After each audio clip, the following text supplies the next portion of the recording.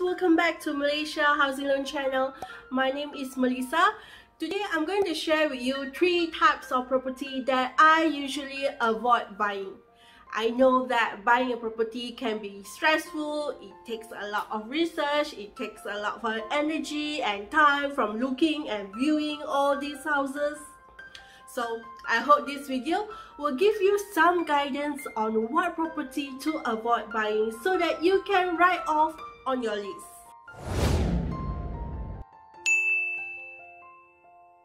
Tip 1. I will avoid buying a house that is still master title status for more than 10 years. The reason is simple. The developer has 10 years to apply for an individual or strata title of the property. It actually takes a shorter period now. But if after 10 years, they are still incapable of getting the title out, the developer might not have the resources like money or time to get it done. And as a new house buyer, I don't want to be caught in a situation where the developer goes bankrupt and we are stuck with the master title.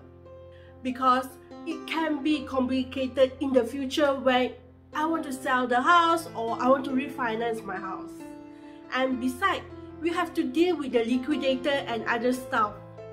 Also, most banks do not finance the property with a master title for more than 10 years. So if I want to sell my property, even I have a buyer, my buyer might have a limited bank to get financing. And this will look less attractive to the buyer perspective. Tips 2 is totally a no-no to me. I will avoid buying a master title property that their existing property developer has gone bankrupt. As per tip 1, you know how I'm not too fond of master title property for more than 10 years. But if the existing property developer has gone bankrupt, it is now taken over by a liquidator, that will be a big no to me. It is a complicated situation where there are so many extra processes involved. It will drain my resources, like it will take more money, time, energy and stress. So it's a big no. Besides, most banks are also not that keen to finance such property, and the property value of such property might drop in the future too. Okay, tips 3. I will avoid buying a leasehold property. Oops, no. What I mean is I will avoid buying a leasehold property with less than 60 balance years. Just so you know, the leasehold property has an expiry date, like our gardenia bread lah. It has 4 to 5 days expiry date. Leasehold property got 99 years. Gardenia expired already cannot extend anymore unless you extend yourself lah. But for leasehold property, after 99 years expiry date, it still can be extended, but of course subject to the approval from state government office. So every year the balance year will be reducing. If the balance year are less than 60 years, most banks are also not that keen to finance.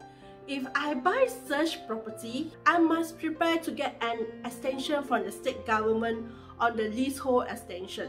And this process is not cheap. I heard the extension of the premium will involve substantial money. So I would rather avoid such property. So I know I have given you guys 3 tips, but I feel to give you more. So you are ready? I will avoid buying a house near a big drain or longkang besar or near a river. And I tell you why. Years ago, I was staying somewhere in Rawang, Selangor. At that time, we are looking for a bigger house for rent.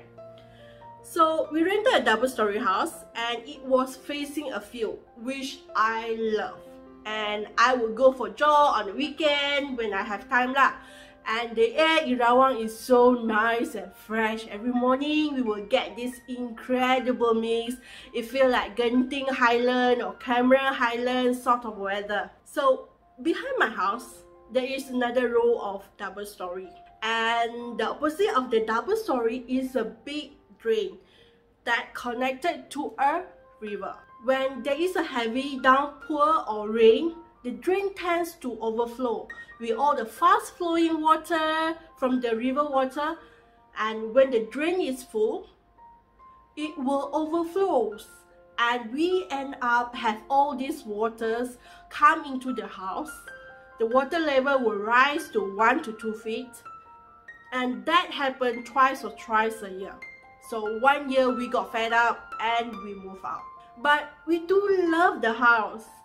If not because of the flood, we might buy the house actually.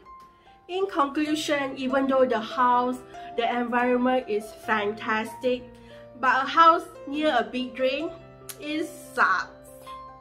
I hope you guys enjoy these 4 tips that I give. So let me know what are your 3 types of properties that you will avoid buying in the comments below. And I will appreciate if you can give like and share this video with your friends and family. Before you go, don't forget to subscribe, and thank you for watching, and I see you in my next video. Bye!